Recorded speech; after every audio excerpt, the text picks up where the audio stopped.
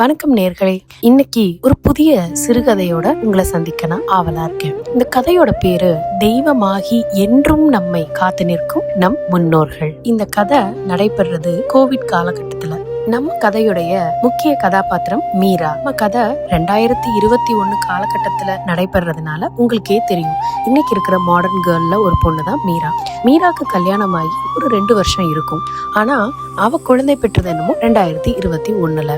Covid காலகட்டம்ன்றனால பிரசவ காலத்துக்காக maternity leave எடுத்துட்டு மீரா தன்னுடைய சொந்த ஊரான திருநெல்வேலியில இருக்கிற தன்னுடைய அம்மா வீட்டுக்கே வந்துட்டா. அது மட்டும் இல்ல, உங்களுக்கே தெரியும், ஒர்க் ஃப்ரம் ஹோம் ஆப்ஷன்லாம் இருந்தது. அதனால வீட்டுல இருந்துட்டே அம்மாவோட இருந்துட்டே குழந்தையும் வளர்த்துட்டு வேலையும் செஞ்சுக்கலாம்னு தன்னுடைய கணவரோட திருநெல்வேலிக்கு மூவ் பண்ணி வந்துட்டா. மீராக்கு கடவுள் நம்பிக்கை ரொம்ப இருக்குன்னு சொல்ல முடியாது, ஆனா அவங்க வீட்டுல கடவுள் நம்பிக்கை உள்ளவங்க. அதனால அவளுக்கும் ஏதோ ஒரு அளவுக்கு கோவிலுக்கு போவா, சாமி கும்பிடுவா. ஆனா பெருசா ஒன்னும் இந்த பூஜை புனஸ்காரம் இதெல்லாம் அவளுக்கு பழக்கம் இல்லை.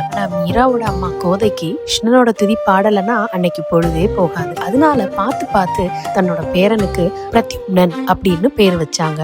அந்த ஆண் குழந்தை பிறந்து வெறும் ஒரு 30 நாளுக்குள்ளதான் இருக்கும். மீராக்கு குழந்தைங்கன்னா உயிர். அதனாலதான் பார்த்து பார்த்து அந்த குழந்தைய அவ்வளவு அழகான ஒரு சூழ்நிலையில பெத்தெடுத்தா. அது மட்டும் இல்ல, குழந்தை பிறந்ததுக்கு அப்புறமும் மொத்தத்தையும் தானே பார்க்கணுன்ற ஒரு ஆர்வம் எல்லாருக்கும் இருக்கும் தானே. அந்த பிஞ்சு கால்களையும் கைகளையும் பார்த்து ரசிக்காதவங்க யாருதான் இந்த உலகத்துல இருப்பா.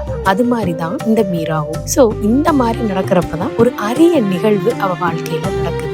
அது அவளுடைய வாழ்க்கையவே புரட்டி போடுது. சொல்ல போனா வாழ்க்கையில அவ இனிமேட்டுக்கு எப்படி அதை பார்க்கணுன்ற ஒரு பார்வையவே புதுசா அவளுக்கு கொடுத்துச்சுன்னு சொல்லலாம். அன்னைக்கு எப்பயும் போல குழந்தைக்கு திஷ்டி எல்லாம் எடுத்துட்டு கோதையும் மீராவும் தன் குழந்தைய மெதுவா தூங்க வச்சு அரவணைச்சு தாளாட்டி பாலூட்டி அழகா தூங்க வைக்கிறாங்க.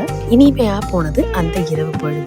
என்னவோ தெரியல, திடீர்னு ஒரு நடு ராத்திரி இருக்கும், ஒரு 12-1 மணி போல அப்படி இருக்கும். மீரா யாரோ தன்னை எழுப்பியது போலவோ இல்ல ஏதோ ஒரு விதத்துல தன்னுடைய தூக்கம் கலைந்து கண் திறந்து பாக்குறா. மேபி இருக்கும் இல்லையா, அப்பதான் குழந்தை பெற்றிருக்கா. ஒரு டீப் ஸ்லீப் இருக்கும்னு நம்ம சொல்ல முடியாது இல்லையா. அப்பக்கப்ப நம்ம எழுந்திருப்போம், குழந்தை நன்றாக தூங்குதா, கை பட்டுச்சா, கால் பட்டுச்சா, எந்த தாய் நிம்மதியா தூங்கி இருக்கா குழந்தை பிறந்ததுக்கு அப்புறம்? சொல்லுவாங்க, குழந்தை பிறந்துட்டா உனக்கு ஒரு பிரச்சனையும் இல்லம்மா, நீ பாட்டு இருக்கலாம். ஆனா எந்த தாயாலையும் அப்படி தன்னை இருக்கவே முடியாது. அந்த குழந்தை மேல கைப்பற்றுமோ கால் பற்றுமோ பயந்து பயந்து ஒவ்வொரு நிமிஷமும் தன் குழந்தை பாதுகாப்பா இருக்கணும்ன்றதுல ரொம்ப மும்மரமா இருப்பாங்க எந்த ஒரு தாய். அது போலதான் மீரா ஏதோ ஒரு தோணினப்ப முழிச்சிட்டா. முழிச்ச உடனே அவ பார்த்தது குழந்தைய. அவ அருகில அவ்வளவு ஒரு அழகான ஒரு கிருஷ்ணர் போல அவ்வளவு வடிவான முகத்தோட அருமையான ஒரு ஆண் குழந்தை தூங்கிட்டு இருந்துச்சு. அதை பார்த்து உடனே ஒரு சொடக்கெடுத்தா. பிறகு தூங்க முற்படுறப்ப அந்த தூக்க கலக்கத்துல அவளுக்கு ஏதோ ஒரு சத்தம் கேக்குது. ஆனா அது இப்பதான் முழிச்சா இல்லையா, அதனால அவளால போக்கஸ் பண்ணி அது என்ன சவுண்டுன்னு அவளால உணர முடியல. பட் ஏதோ ஒரு சத்தம் கேக்குது அவ காதுல. அது என்ன சவுண்டுன்னு நல்லா கூர்ந்து கவனிக்க முயற்சி பண்றா. ஏன்னா ஃபேன் ஓடிட்டு இருக்குது, தூக்க கலக்கம் வேற.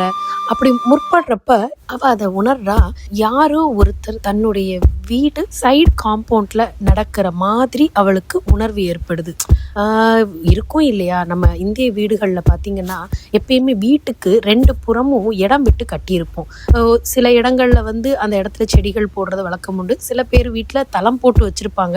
என்னதான் நம்முடைய கிளைமேட்டுக்கு நல்லா தளம் போட்டாலும் கொஞ்சம் தளம் இறங்குறது சகஜம். அப்ப அந்த மாதிரி நேரத்துல யாரான ஒருத்தர் மெதுவா நடந்தா கூட கொஞ்சம் ஒரு சத்தம் கேட்கும். அது ஒரு ஒலி எழுப்பும், டங்கு டங்கு அந்த மாதிரி ஒரு ஒலி எழுப்பும். அந்த மாதிரி ஒரு வினோதமான ஒரு சத்தம் அவளுக்கு கேக்குது. உடனே ஒருவேளை திருடனா இருக்குமோ, இல்ல நம்ம பிரம்மையா இருக்குமோ அப்படின்னு கூட நினைச்சிட்டு மறுபடியும் கேக்குறா. சரியா அந்த ஒலி 4 அடி நடக்குது. பிறகு ஒரு இடைவேளை விட்டு திரும்பவும் 4 அடி நடக்குது. இப்போ நீங்க புரிஞ்சுக்கின்றதுக்காக நான் இதை விளக்குறேன். அந்த அவளுடைய அறை, அதாவது அவள் அம்மாவும் அவளும் அவள் குழந்தையும் படுத்திருக்க அறை முன்வாசலை நோக்கி இருக்கிற அறை. அந்த அறைக்கு 2 ஜன்னல் கதவுகள் உண்டு. கரெக்டா மீரா கேட்கிற சத்தம் ஒரு ஜன்னலில் இருந்து மற்றொரு ஜன்னலை நோக்கி நடப்பது போல ஒரு சத்தமும், மறுபடி மீண்டும் அந்த முதல் ஜன்னலில் இருந்து 2வது ஜன்னலுக்கு நடப்பது போன்ற சத்தமும் கேட்குது. தெளிவா கேட்குது. பச்சை குழந்தை இருக்குது, எப்படி இருக்கும் அந்த புது தாய்க்கு? உடனே தன்னோட அம்மாவை மெதுவா மெதுவா ரொம்ப ரொம்ப ரொம்ப மெதுவா எழுப்புறா. அம்மா அம்மா கொஞ்சம் இங்க பாரு. அவங்க அம்மாவும் எப்பொழுதும் காலை வேலை பேர பிறந்திருக்கான். அந்த அலுப்பு எல்லா வேலைகளையும் இழுத்து போட்டு செய்து கொண்டிருக்கிறாய் கோதை. அதனால அவளுக்கு கொஞ்சம் சோர்வு இருக்கத்தானே செய்யும்.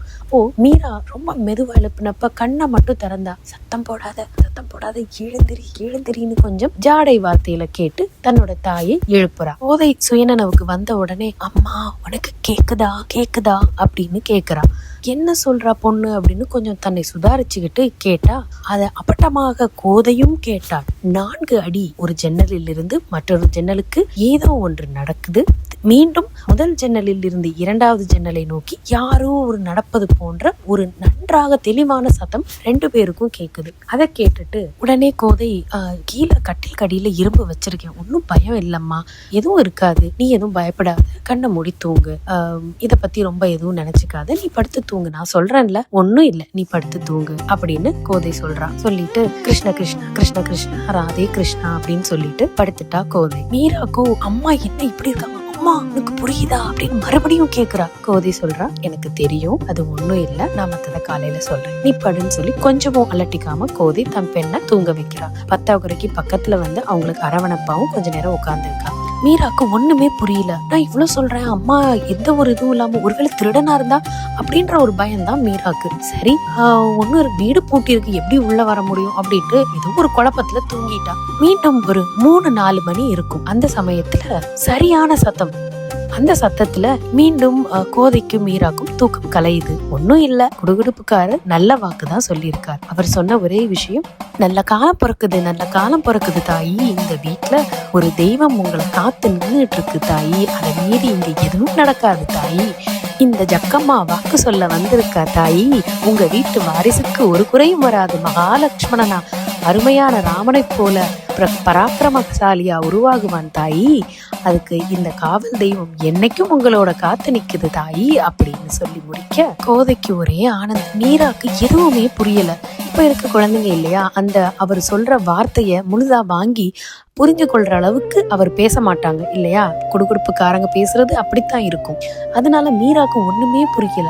என்னம்மா இது, இன்னைக்கு தூங்கவே முடியல அப்படின்னு சொல்ல, கோதையோ ஒன்னும் இல்லை, நீ படுத்துக்கோ, நீ படி, ஏசியை ஆன் பண்ணி அமைதியா படுங்க 2 பேரும் அப்படின்னு சொல்லி தூங்க வச்சுட்டு மனசுக்குள்ள கோதைக்கு ஒரே ஆனந்தம். நல்ல வாக்கு. இன்னைக்கு காலையில முதல்ல எழுந்ததும் கிருஷ்ணனுக்கு ஒரு பெரிய பூஜை பண்ணி கோயிலுக்கு போயிட்டு கூட வரணும், இன்னும் ஒரு 2 நாள்ல 30 முடிஞ்சிடும், குழந்தையும் அழைச்சிட்டு போகணும் அப்படின்னு மனசுக்குள்ள சொல்லிட்டு ஆஸ்வாசப்படுத்தி தூங்கிட்டா. மறுநாள் காலையில வெள்ளனா எழுந்திருச்சு துளசியை சுற்றி அந்த 2 இலைகளை பறிச்சு கிருஷ்ணருக்கு படைச்சு ஆனந்தமா இன்னைக்கு பொழுத ஒரு பால் பாயாசத்தோட ஆரம்பிக்கணும்னு சொல்லி ஆரம்பிச்சு அதை வீட்டுல இருக்கிற கிருஷ்ணன் சிலைக்கு படைச்சு ஆனந்தப்பட்டா. மறுபடி மீரா காலையில 7 மணி போல எழுந்திருச்சு, என்னம்மா இது நைட்டெல்லாம் ஒரே சத்தம், எனக்கு ஒரே டிஸ்டர்ப்டு ஸ்லீப், என்னதான் நடந்துச்சு, நான் ஒன்ன சொன்னா நீ கொஞ்சம் கூட பதட்டப்படாம ரொம்ப கூலா சிரிச்சிட்டு இருக்கிற அப்படின்னு சொல்ல முழுதாக கோதை மீராக்கு விவரிச்சா. அம்மா, நீ கேட்டது சத்தம் திருடனோட சத்தமோ இல்ல வேற எந்த ஒரு துஷ்ட சக்தியோ கிடையாது. நம்ம வீட்டுல ரொம்ப நாளா ஒரு தெய்வ சக்தி நம்மள காத்து நிக்குது.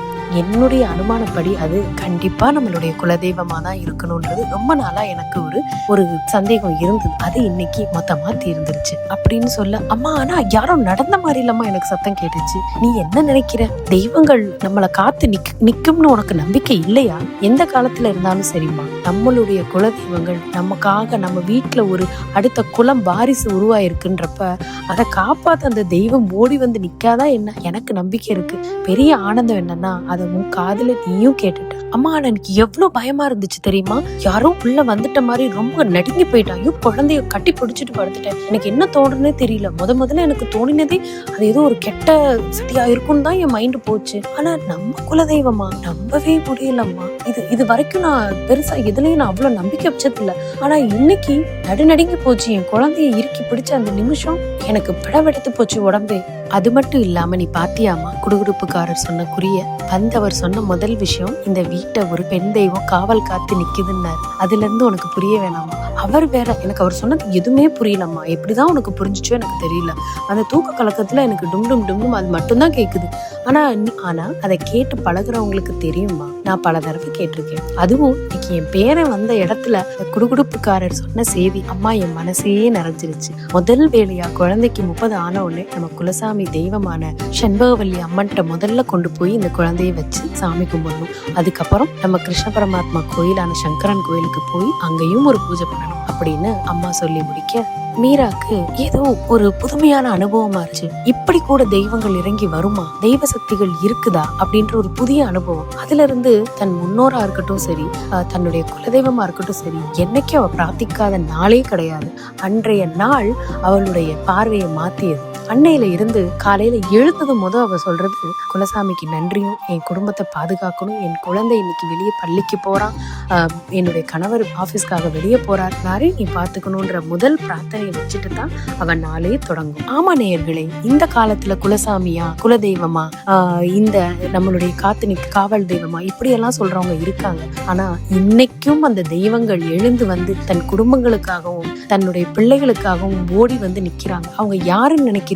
நமக்கு முன்னாடி முன்னோர்களா வாழ்ந்த நம் மூத்த பித்ருக்களே அந்த தெய்வங்கள். ஏதோ ஒரு காலகட்டத்துல அவங்க செய்த தியாகத்தினால அவங்க இன்னைக்கு தெய்வமா மாறி நிக்கிறாங்க. நம்ம என்னைக்கும் அவங்கள மறந்துடக்கூடாது. இன்னைக்கு இருக்க கால ஓட்டத்துல கஷ்டம்தான், ஆனா அவங்களுக்காக ஒரு நிமிடம் காலையில ஒதுக்கி அவங்கள பிரார்த்திக்கிறதுல எந்த தப்பும் இல்லை. இதை நம்ம அடுத்த தலைமுறைக்கு நம்ம கொண்டு சேர்க்கணும், அவங்களுக்கும் சொல்லி கொடுக்கணும். இதுல இன்னொரு பழக்கம் இருக்கு, பாக்குறீங்களா?